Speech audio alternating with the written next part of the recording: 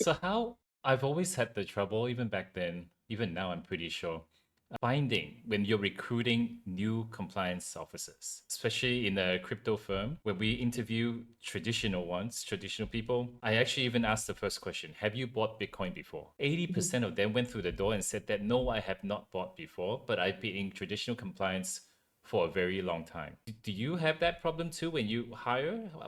What is the thought process on saying, okay, this is a good candidate. This, nah, we don't want to, we don't want him or her.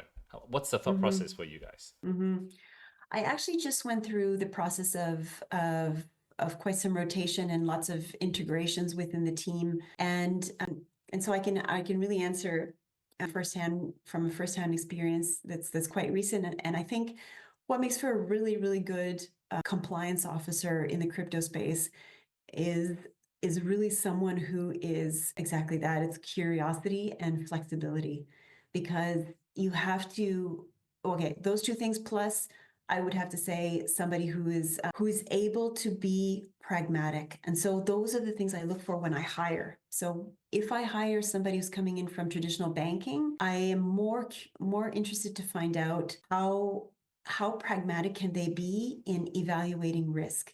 Are they going to come in the door and feel uncomfortable when I ask them to accept an onboarding on condition that ABCD needs to be fulfilled at a later date when the client actually starts to do business? When they're coming from traditional compliance and financial compliance, that's a hard ask for some of them.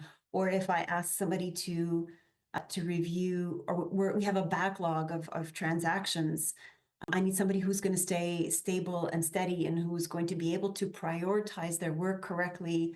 So those are the kinds of things that I hire for, as opposed to whether or not they've already dipped their toes in crypto. But of course, if they're applying, you can smell if they really are keen. They've done some research. They're asking interesting questions about crypto, and that's a telltale sign, I think. Sometimes people don't like to buy assets too early on because maybe they're young and they just haven't had a lot of disposable income, or they're nervous around tech, but doesn't mean that they can't make for an amazing crypto compliance officer.